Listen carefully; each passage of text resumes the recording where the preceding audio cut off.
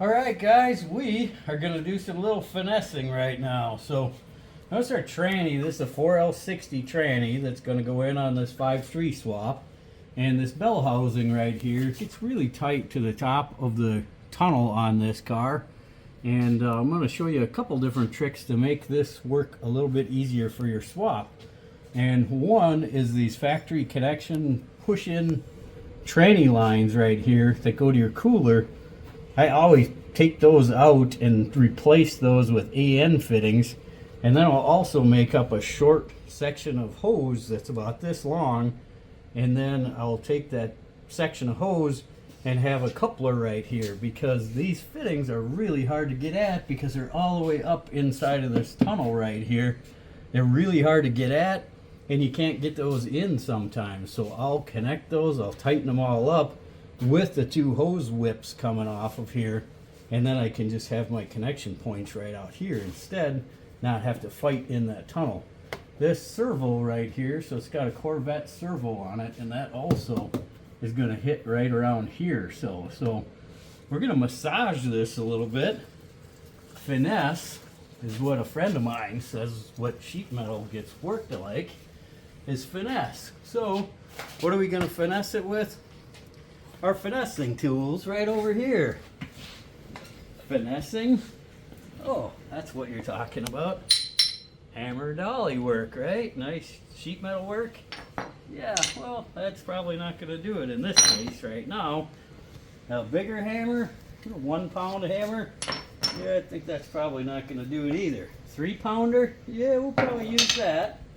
Lead 3 pounder? Yep, probably use that too. 3 pound big hammer with a long handle, probably. Then my favorite body shaping hammer that I made a while ago for doing fender shaping that. I don't know if we're going to use that one or not yet. Another one, that might be a possibility. But we're going to start off with my favorite classic car finessing tool right here. How about the 20-pound sledgehammer? So you think I'm joking? No, I'm serious.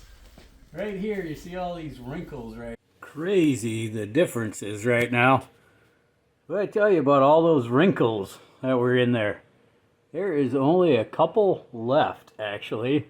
The rest of them are just about gone. There it was, wrinkle, wrinkle, wrinkle, wrinkle, wrinkle, wrinkle. All the way in here, there was all that extra material. So, luckily, there was all that extra material, and massaging it, we'd probably move this 1.5 inches up right now to get all that clearance. And unfortunately, it's starting to get a fold right here because there's so much extra material that it was folded over on itself, and it's kind of locking the panel up right now where I can't get it to stretch that much more. So I'm going to play around with my friend Metal Man from Sweden. Give me a corking tool that I bought from him, and I'm going to start corking all of this seam like this, and I'm going to try to see if I can get it to open up a little bit. If I can get that to open up, then I can get and walk the whole rest of that pucker right there and get that out of there, that pleat. But right now, I think the way that it is, we already have enough room for that tranny. And it's parts like this, when you're trying to move metal around, you get into a V, a corner like this, or there was a whole bunch of spots like that up here, and it makes it way more difficult to start moving the metal around. You got to start doing it one pleat at a time and moving that and getting one to flatten down, dented on both sides, so you can get that material to pull open that pleat, and then you can start working the pleat flat, but you have to get it to open up first. So that's how we do little metal shaping, 1 pound at a time. Here, this is extra material from when they smash these panels together. it stretches on the outer corners, and on the inner parts it has nowhere for the material to go, so it squishes it like that. So there's a whole bunch of extra material right here. It just so happens to be that bell housing bolt pattern is hitting like right here before we can get it in the motor mounts and before we can get it high enough for the tranny mount in the back. So we're going to try to reverse dent this right now and smash all this up. So keep in mind, you're doing this, you want to make sure everything is, your stereo and all that stuff is protected, and the HVAC stuff that's underneath here, you're not breaking that stuff. This one, everything is clear behind there. We got no problems with that. But we're going to go ahead and start hammering gently.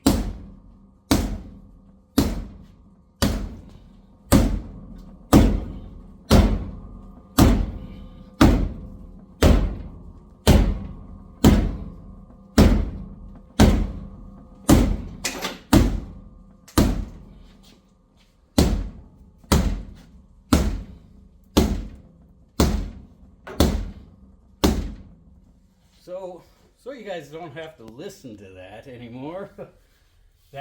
You get the idea now. We're just reshaping that, and look at how much that takes with a 20-pound sledgehammer. That's a lot of force right there, and it's still, this material is really bunched up right here. So heat will help greatly too. So I could take everything out of the inside, and then we could heat this all up, and that would help relax all that so we could get it to stretch. But it's gradually moving up right now. We just have a whole bunch more hammer hits to do before we can reshape this. And while that is stretching out, a lot of these wrinkles will start to disappear too, because you're using that metal now and you're pushing it in a different form. So we can easily stretch this out to the point where we shouldn't need to cut the tunnel and re-weld it. So let's try it. Just keep pounding away, reshape this. We'll get this motor in here tonight, one way or another. All right, let's make some room for this LS with the 4L60. I want to show you something real quick. And the sheet metal up here, for some reason, I noticed that had quite a bit more interference than a couple other A-bodies that I've done before. So I started really looking into it. You can see how much material, and actually I removed half of these wrinkles already. There's a wrinkle all the way here, here, here, here, and a lot more over here too. So there was a ton of excess metal there. And that's what's given us the opportunity to reshape it and move it to another direction. So I'll show you how to do that, but then I will also show you, I pulled out a couple pieces. These are both 70 Cutlass actually. And the point where it was hitting is right about here on the other one, where there's barely any wrinkles with this at all. There's barely any wrinkles on this other 70 Chevelle as well. And those both got T56 swapped, so they needed to be cut apart anyways in new tunnels, so we didn't have to do that. But with the 4L60, it's super close, and I think with enough massaging here, we can get that to go. And let me show you this. Let's do this. So this is metal shaping 101. I've been learning an awful lot of this with this metal shaping groups on how to move metal and what it's doing. So you got to read the room a little bit right here. So you can see it's all wrinkled up. It's all puckered right here. So all this material is pulled and squished right here. We want to get that material to go up.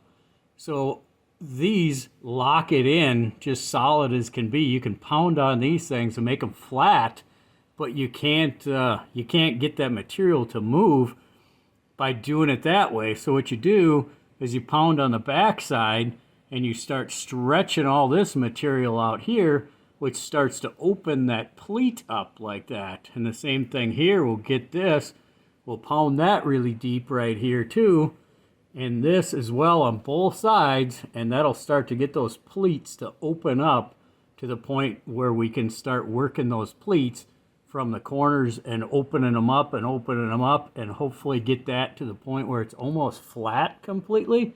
And then it'll have an outie in here instead of an innie. And I think that'll give us enough tunnel clearance to get this 60 in here without having to do any welding. And it'll actually look a lot better than the factory did because it won't have all those wrinkles and puckers in it like that. So let's get to hammering. And